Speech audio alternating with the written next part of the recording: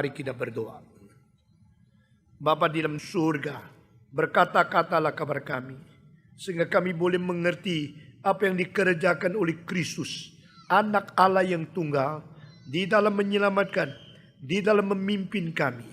Sehingga kami boleh mengerti sesungguhnya firman yang menjadi daging, hidup di tengah-tengah kami, yang penuh dengan kebenaran dan anugerah. Tuhan berkati kami masing-masing. Pakailah hamba-Mu yang hina ini. Dalam nama Yesus Kristus kami sudah berdoa. Amin.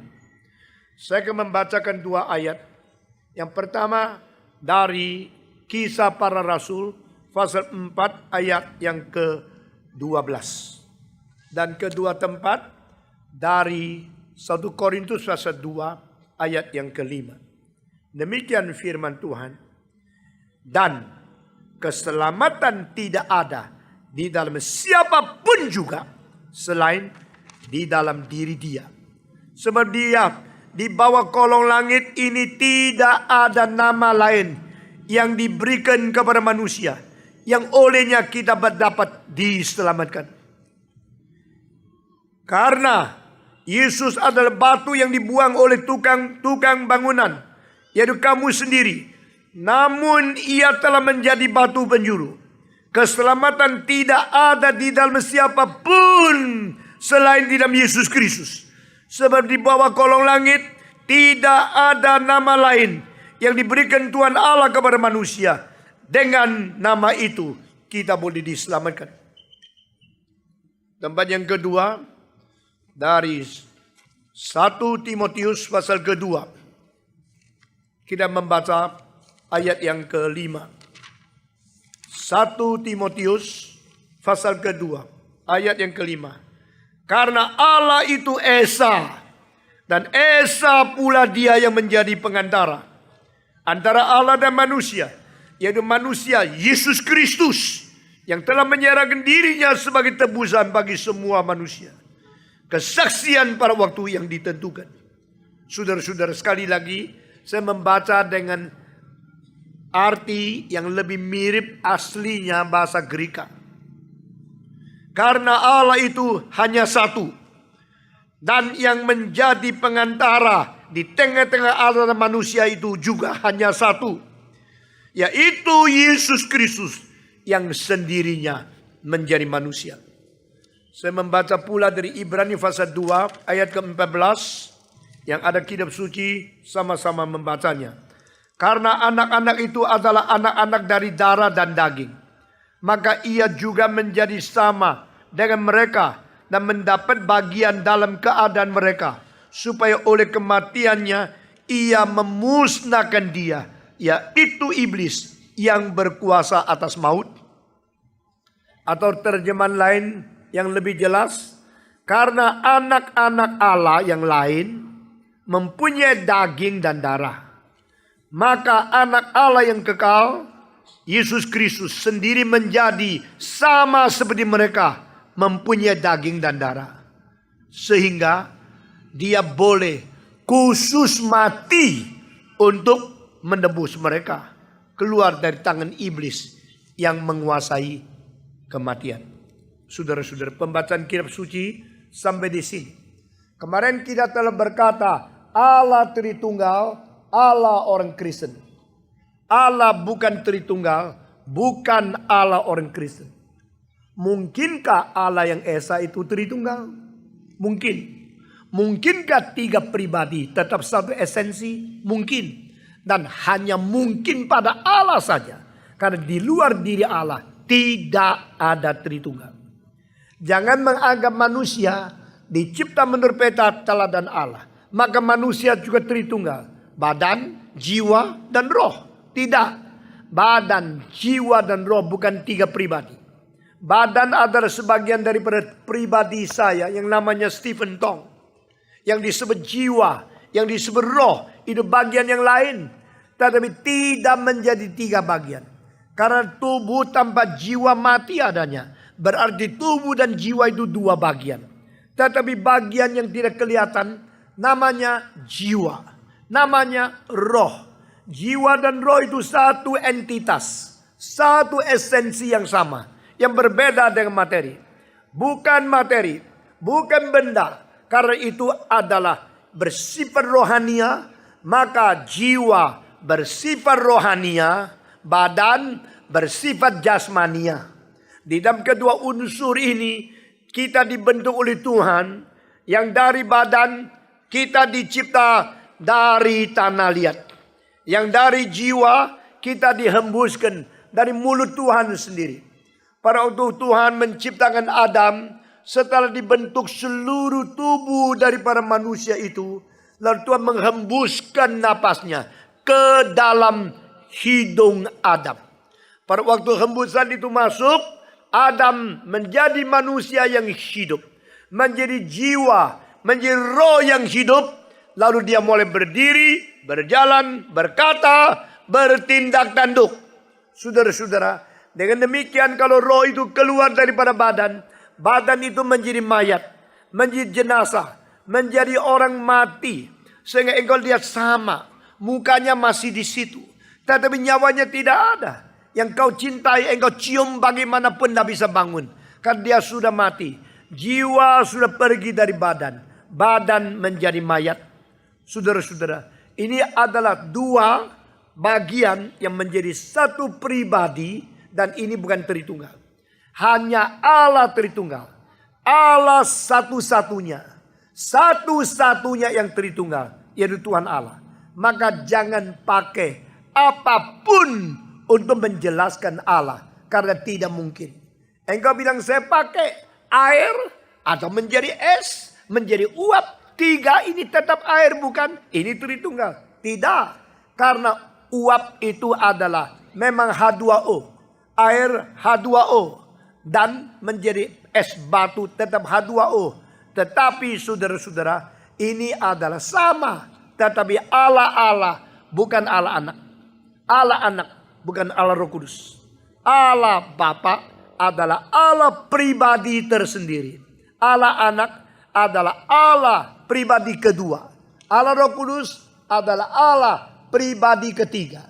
Dan masing-masing pribadi bukan sama. Yesus Kristus berkata, aku minta kepada Bapa, maka dia akan kirim roh Parakletos masuk ke dalam hatimu, menyertai engkau sampai kesudahan alam, yaitu pribadi yang lain. Saudara-saudara, waktu es menjadi batu, es batu dan air yang menjadi es batu, semua adalah sama. Tetapi Allah Bapa bukan Allah Anak. Allah Anak tidak menjadi Allah Roh Kudus. Allah Bapa adalah pribadi pertama, Allah Anak adalah pribadi kedua, Allah Roh Kudus adalah pribadi ketiga. Dan ketiga pribadi yang berlainan ini menjadi satu Allah yang Maha Esa, dan hanya Allah yang Esa, yang Tritunggal. Itu sebab engkau bilang, bagaimana bisa mengerti? Memang melampaui pengertian kita. Bagaimana bisa masuk akal? Memang akal kita tidak layak mengerti. Tetapi karena ini diwahyukan Tuhan, sehingga kita harus menerima. Kita menerima kebenaran bukan karena kita sanggup mengerti. Kita menerima kebenaran karena kebenaran diwahyukan Tuhan. Sehingga sesulit bagaimanapun mengerti, tetap tidak menghalangi kita beriman kepada Tuhan. Kalau demikian, apakah semua yang melawan akal kita terima? Tidak. Ini bukan melawan akal, tapi ini melampaui akal. Not contradictory with human reasoning power, but that is supra-rational, transcends the function of intellectual power. Ini bukan tidak masuk akal, melampaui akal. Melampaui akal berarti lebih daripada akal budi, lebih tinggi daripada kemungkinan kesanggupan kita mencerna dan mengerti. Karena Tuhan sudah bicara demikian, maka kita terima. Karena yang dibicarakan Tuhan tak mungkin salah. Yang dibicarakan Tuhan ini adalah kebenaran. Dan kebenaran tidak mengalami perubahan. Kebenaran dari kekal sampai kekal adalah kebenaran. Saudara-saudara, itu sebab Allah Bapa yang mengirim Allah Anak ke dalam dunia. Jikalau Allah Bapa menjadi Allah Anak, tidak ada pengiriman. Jikalau Allah Bapa mengirim Anak, lalu Anaknya menjadi Allah yang bertubuh di dunia, berarti Allah Bapa menjadi Allah Anak. Kalau Allah Bapa menjadi Allah Anak, masuk ke dalam dunia, maka di surga menjadi kosong. Tidak ada yang menopang, dan segala sesuatu yang dicipta akan menjadi kacau balau. Tapi Alkitab berkata kepada kita, Allah Bapa mengutus Allah Anak ke dunia. Yang diutus dan yang mengutus berbeda. Yang mengutus pribadi pertama, yang diutus pribadi kedua, yang mengutus pribadi sumber, yang diutus adalah pribadi yang menjalankan tugas. Sehingga Allah Bapa mengirim Allah Anak ke dalam dunia. Waktu Yesus Kristus turun dari surga, masuk ke dalam dunia, Allah Bapa tetap memegang peranan, menguasai segala sesuatu yang dicipta di dalam seluruh alam semesta. Ditopang, dipelihara, dikuasai oleh Allah Bapa. Dan Yesus Kristus pada waktu turun ke dalam dunia, tetap pada waktu yang sama dia masih berada di sebelah kanan Allah Bapa. Kenapa? Karena dia adalah yang mempunyai roh yang tidak terbatas. Di dalam Injil Yohanes pasal 3 bagian yang akhir dikatakan karena roh yang diberikan kepada dia adalah roh yang tidak terbatas.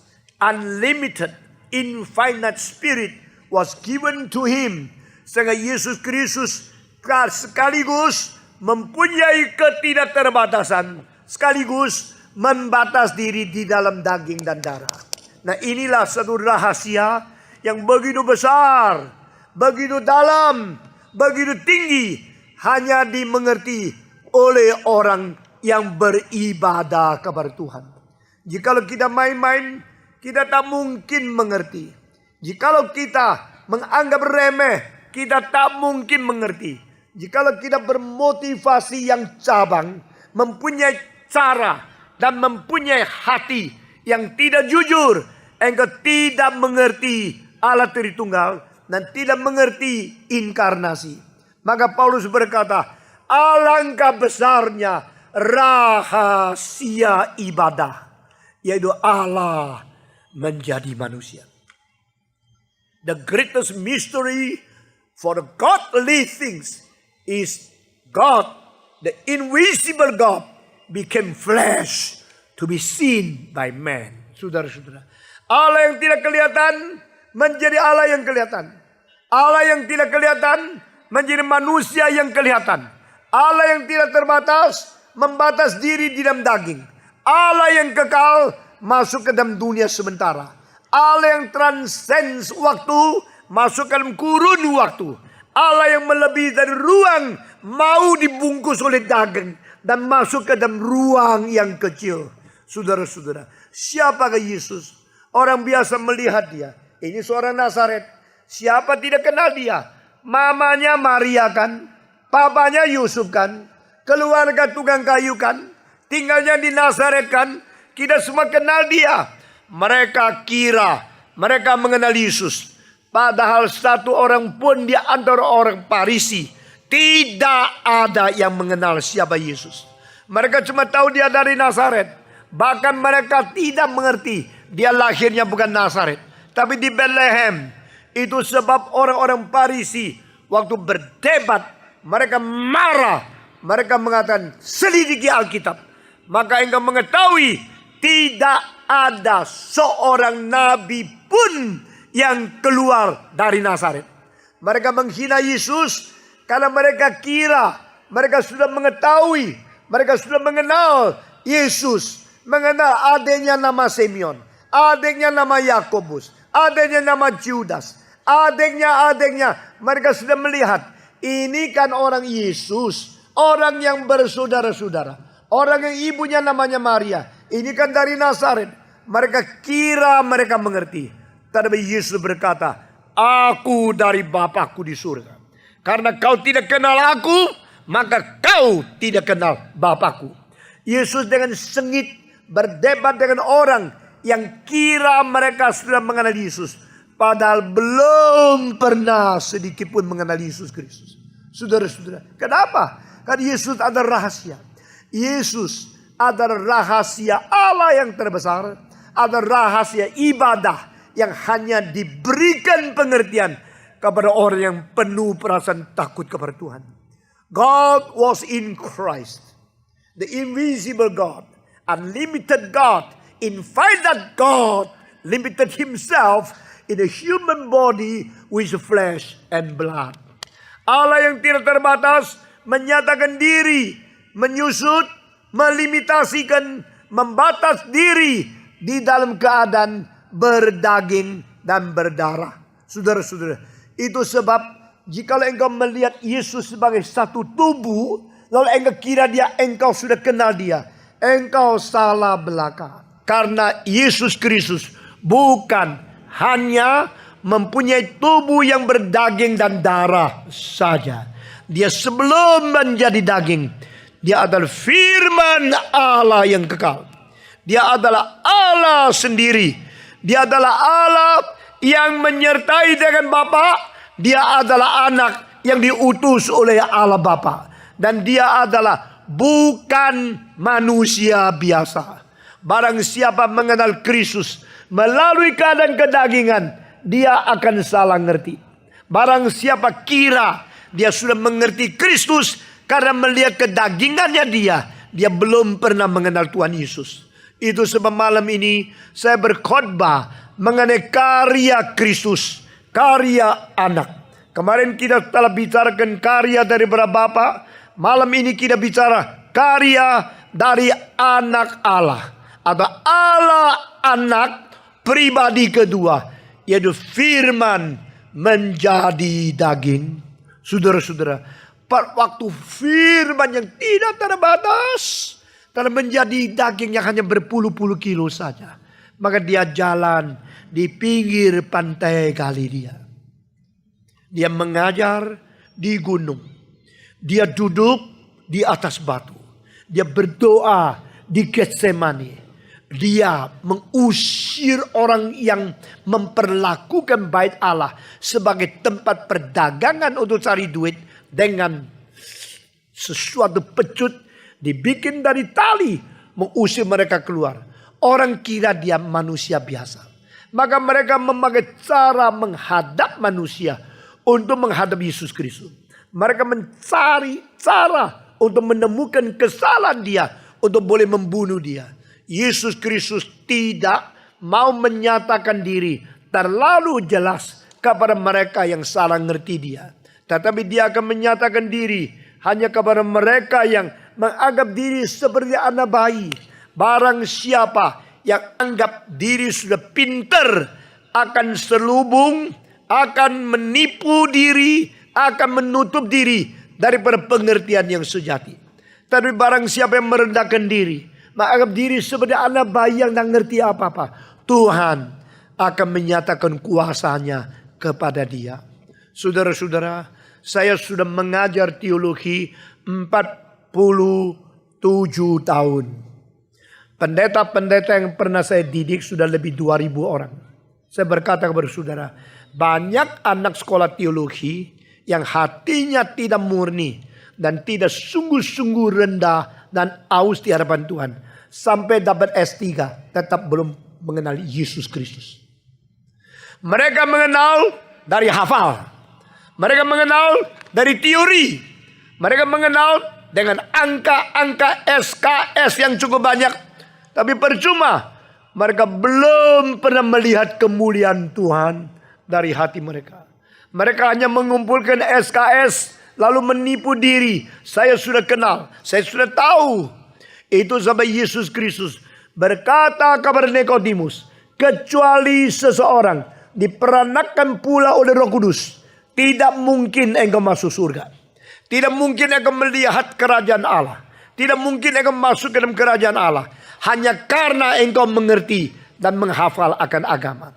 Saudara-saudara, siapakah Nikodemus? Nikodemus adalah ahli Taurat yang paling tinggi derajatnya. Dia adalah orang yang paling tersohor. Dia adalah orang Farisi yang sudah tua. Dan dia sama sekali tidak mengerti. Yesus berkata kepada Nikodemus, jikalau aku bicara tentang hal-hal dunia kepada engkau, engkau tetap tidak mengerti. Bagaimana engkau bisa mengerti hal-hal surgawi yang akan kuajarkan kepadamu?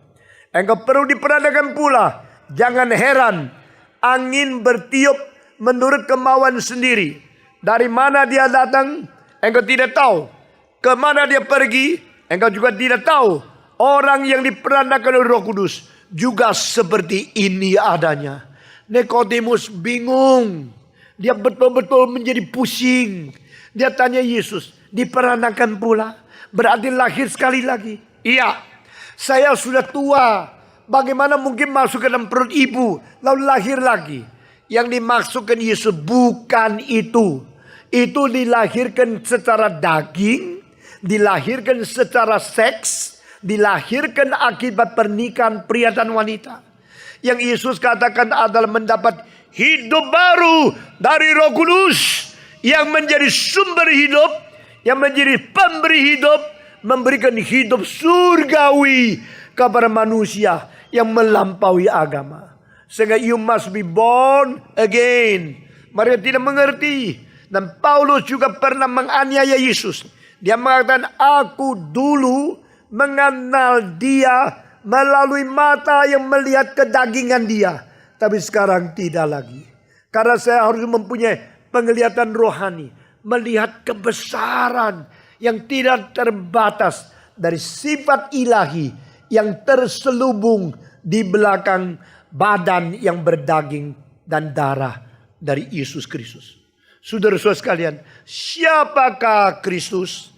Ini menjadi pertanyaan paling penting dalam hidup kita. Engkau pada waktu mulai memikirkan, siapakah saya? Engkau sudah mulai maju. Banyak orang tidak tahu diri. Main-main di pelacur. Main-main di tempat judi. Main-main di tempat nafsu. Melampiaskan seks semau sendiri. Mereka tidak tahu siapa diri mereka. Dan mereka mempermainkan diri mereka di dalam tangan setan.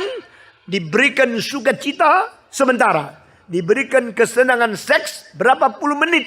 Tetapi sesudah itu membuang jiwa diam tangan iblis untuk selama-lamanya. Saudara-saudara, pada waktu engkau menanya, who am I? Siapakah saya? Saat itu engkau mulai serius menjadi manusia. Tapi pertanyaan paling penting bukan siapakah saya? Siapakah presiden? Siapakah gubernur? Siapakah pendeta saya? Ini semua bukan paling penting. Yang paling penting adalah saat engkau tanya, siapakah Kristus? Di situ titik permulaan perubahan di hidup terjadi. The turning point of your change starts. When you ask, who is Jesus Christ? Siapakah Yesus Kristus? Pada saat engkau menanya siapakah Yesus Kristus, disitulah permulaan perubahanmu yang menuju kepada surga, menuju kepada hidup yang kekal. Disitulah titik krisis, titik krusial, titik pentingnya signifikansi hidupmu menjadi berarti jikalau engkau mengenal Yesus. Orang paling kasihan di dunia ini adalah orang Kristen yang tanpa Kristus. Orang yang paling kasihan di dunia ini adalah orang yang sudah dibaptiskan tapi tidak ada hidup Kristus. Orang yang paling kasihan adalah orang berani mengabarkan Injil tapi sendiri belum mengenal Yesus Kristus. Saudara-saudara, jika engkau sudah jadi pendeta, engkau bisa menghisap ribuan orang dengan khotbahmu, tapi engkau sendiri belum betul-betul mengenal Yesus. Engkau adalah orang yang paling cilaka. Yesus Kristus telah mempunyai murid 12, mengikut dia bertahun-tahun. Satu hari di Kaisaria Filipi, Yesus mendadak berhenti jalan dan tanya muridnya, siapakah aku? Kau kenal tidak? Muridnya bilang, kita tahu. Banyak orang bicara tentang kamu. Kamu adalah Elias. Kamu adalah Yohanes Pembaptis yang sudah dipenggal kepala sekarang bangkit lagi. Engkau adalah Musa. Engkau adalah Nabi itu. Engkau adalah. Itu namanya kutipan. Orang belajar teologi selalu kutip, membuktikan dia mengerti banyak. Dari Karbar, dari Brunner, dari Caseman, daripada orang-orang yang terkenal, Kierkegaard, daripada Hegel. Mereka kutip buku supaya orang tahu dia sudah pernah belajar banyak. Demikian murid-murid pada waktu Yesus tanya, siapakah aku? Mereka langsung kutip karena belajar teologi. Yesus mengatakan, sekarang saya tanya, untuk kamu sendiri, siapakah saya? Tidak usah kutip. Saudara-saudara, profesor teologi yang mengajar dengan kutipan tapi tidak menyatakan diri beriman bagaimana? Itu pembohong. Saudara-saudara, semua pendeta yang baca buku banyak tapi sendiri tidak beriman kepada Tuhan, itu pembohong. Engkau harus nyatakan imanmu bagaimana. Yesus Kristus tanya kepada murid-muridnya, siapakah aku menurut kamu? Sekarang jangan bicara tentang orang lain. Jangan keluarkan dokumen-dokumen atau keluarkan kutipan-kutipan dari orang lain. Kasih tahu saya, siapakah aku menurut kamu? Petrus langsung menjawab, engkaulah Kristus. Engkaulah anak Allah yang hidup. Pada waktu mulut Petrus mengeluarkan kalimat jawaban seperti ini, Yesus mengatakan, Simon Petrus, anak dari Yohanes, saya berkata kepadamu, yang kau mengerti bukan dari manusia. Yang kau mengerti adalah diilhamkan oleh Bapa di surga. Sehingga engkau berani mengatakan akulah Kristus. Engkau berani mengatakan akulah anak Allah yang kekal. Melihat Yesus sebagai Kristus. Melihat daging menjadi anak Allah. Melihat Yesus yang berjalan-jalan berserta dengan murid-murid di dunia adalah yang kekal daripada hidup yang tidak pernah tergoncang di surga. You are the Christ, the Son of the living God. Engkau adalah Kristus. Engkau adalah anak Allah yang hidup. Tuhan Yesus sangat bersuka cita karena dia mengetahui ada murid yang mengenal dia. Saudara-saudara, siapa Yesus menurut kamu? Dia yang menyembuhkan sakit. Dia yang kasih saya uang. Dia Santa Claus yang membagikan hadiah.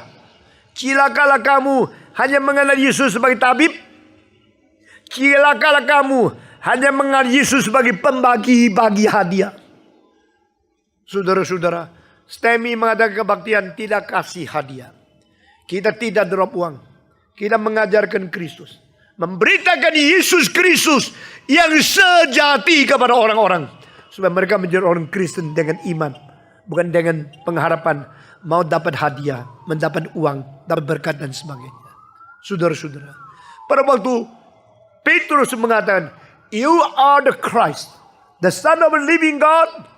Yesus berkata, berbahagialah engkau Simon bin Yunus. Karena engkau mengetahui siapa saya. Dan sekarang baru saya kasih kamu tahu. Saya adalah anak Allah yang kekal. Tapi saya akan dipaku di atas kayu salib. Saya akan dijual oleh orang berdosa. Saya akan ditangkap. Saya akan dimatikan, dipaku di atas kayu. Saya akan mati. Dan hari ketiga bangkit pula lagi. Wah, pada waktu Yesus mengatakan kalimat ini, Petrus yang baru dipuji langsung mengatakan, tidak boleh. Engkau tidak boleh mati. Engkau tidak boleh dipaku. Engkau harus menjadi raja. Karena engkau kalau jadi raja, saya menjadi perdana menteri.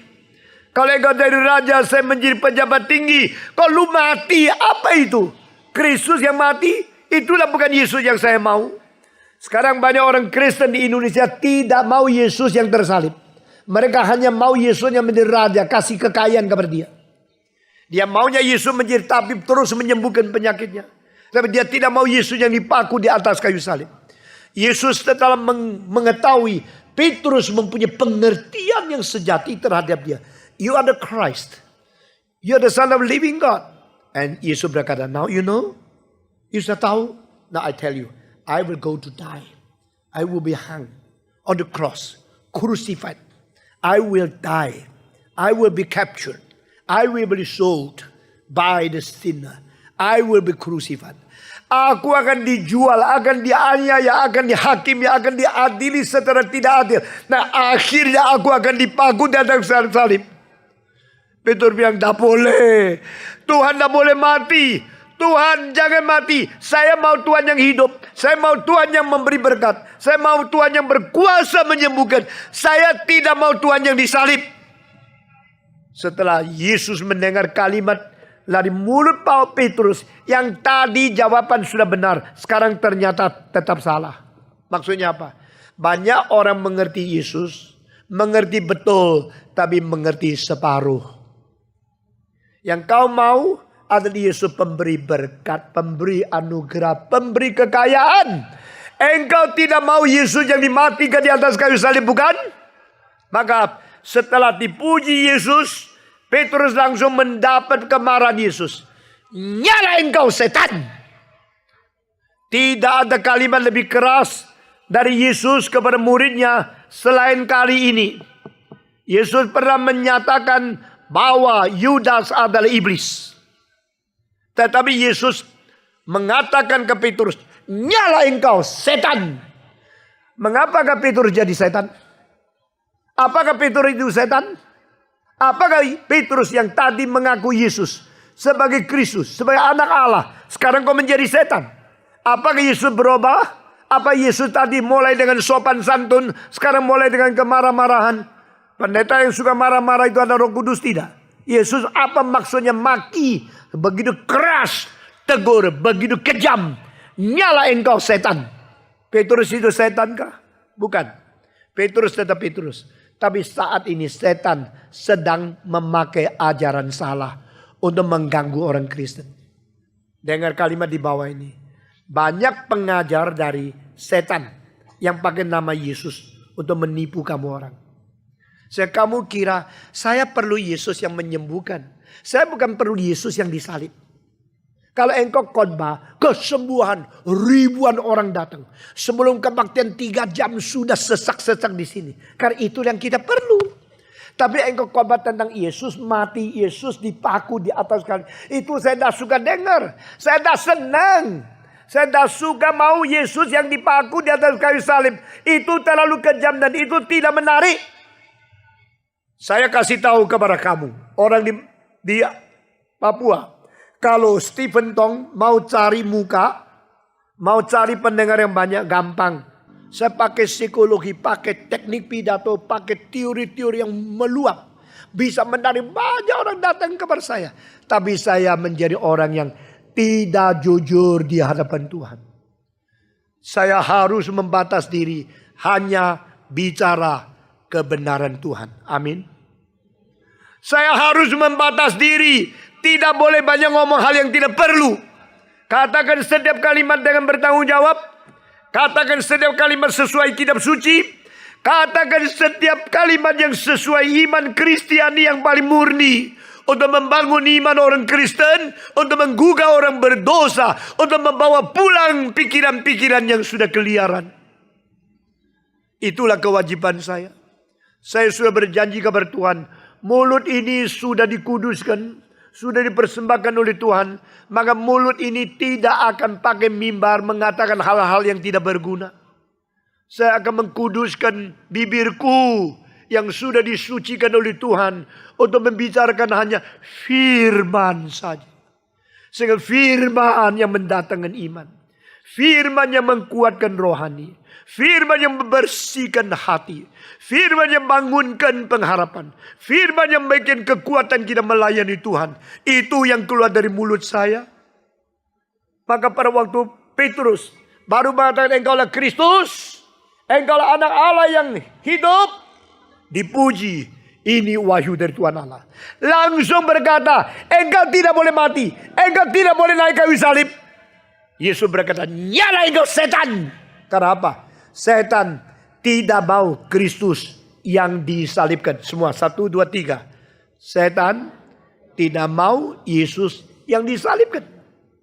Kenapa? Karena tahu jikalau Yesus disalibkan, setan pasti kalah. Justru Yesus disalibkan, mengalami kekalahan, mengalami kematian, maka setan akan menjadi konyol. Karena apa? Justru Yesus memakai kematian untuk meremukkan penguasa maut, yaitu iblis.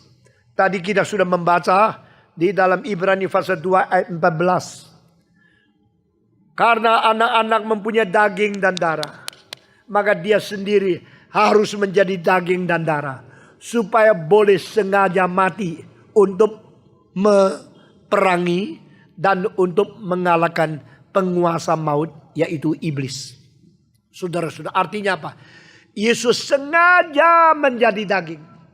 Allah tidak ada daging. Kenapa Allah menjadi daging? Inkarnasi, Immanuel.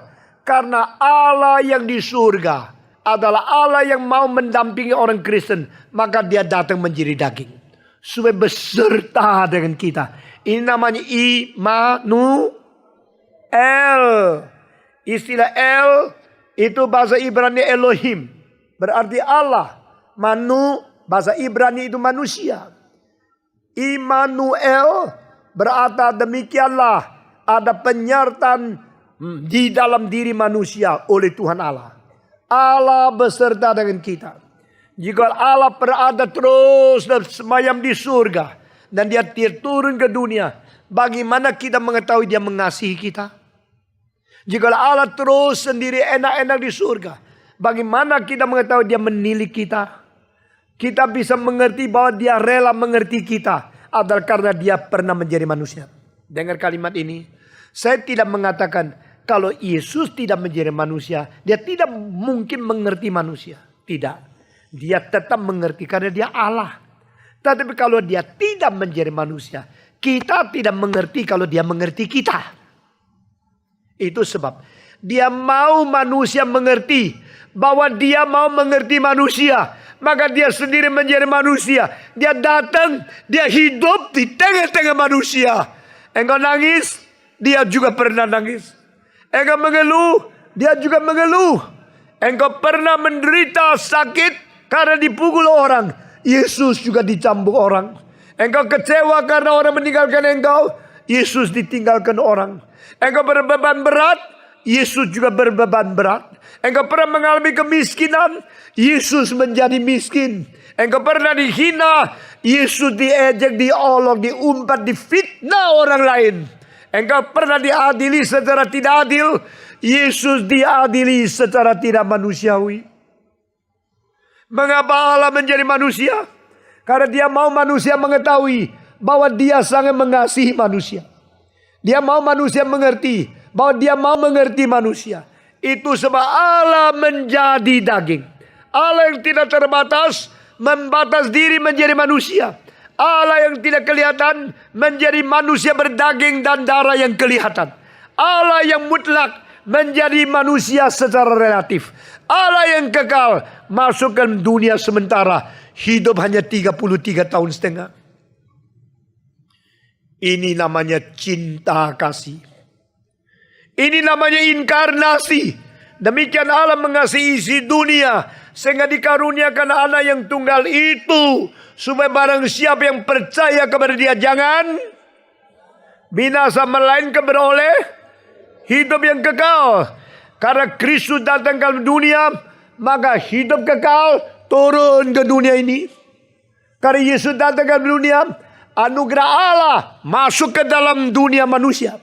Karena Yesus datang menjadi daging, semua yang berada di dalam daging, yang jatuh di dalam dosa, tidak perlu binasa. Karena dia datang menanggung dosa kita. Saudara-saudara, setelah ini saya masuk ke dalam kedua sifat ilahi. The two natures of Jesus Christ in one person. Di dalam satu pribadi, dia mempunyai sifat ilahi dan dia juga mempunyai sifat manusia. Di dalam satu oknum, dia adalah Allah dan dia juga adalah manusia. Mengapa? Jikalau Yesus adalah Allah dan bukan manusia, dia tidak bisa menjadi pengantara. Sebaliknya, jikalau Yesus adalah manusia dan dia bukan Allah, dia juga tidak bisa menjadi pengantara. Yang disebut pengantara berarti berada di tengah-tengah kedua pihak. Mengantarakan kedua pihak. Sehingga dia adalah Allah dan sekaligus adalah manusia. Untuk apa? Untuk menjadi wakil Allah kepada manusia. Dan untuk menjadi wakil manusia kepada Allah. Ini peranan yang tidak mungkin dilakukan oleh Musa. Karena Musa hanyalah manusia, bukan Allah. Ini sesuatu pribadi yang kedudukannya tidak mungkin diwakili oleh Daud. Karena Daud adalah manusia, bukan Allah. Tidak mungkin dilakukan oleh Yesaya, Yeremia, Daniel, Zakaria, Hosea, dan semua nabi yang lain. Karena semua nabi hanyalah manusia, bukan Allah. Itu sebab Yesus Kristus harus mempunyai kedua sifat ini untuk memungkinkan dia menjadi pengantara. Di mana? Di tengah-tengah Allah dan manusia. Allah itu Esa, manusia beribu-ribu juta. Allah itu satu, manusia itu banyak. Dan Allah itu suci, manusia berdosa. Allah kekal, manusia mortal akan mati. Di tengah-tengah yang kekal dan yang sementara, ada pengantara. Di tengah-tengah surga dan dunia, ada pengantara. Di tengah-tengah yang tidak kelihatan dan kelihatan, ada pengantara. Di tengah-tengah yang mutlak dan yang relatif, ada pengantara. Di tengah-tengah yang suci dan semua yang najis, ada pengantara. Siapakah dia? Allah yang menjadi daging.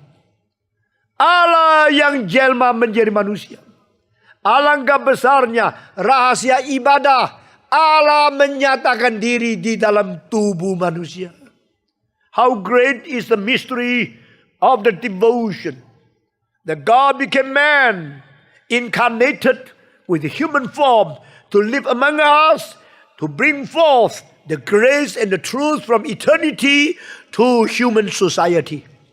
Kita bersyukur kepada Tuhan di dalam dunia masyarakat manusia, dalam dunia kebudayaan manusia, dalam dunia kedagingan manusia, ada hadirnya Allah yang sendiri menjadi daging.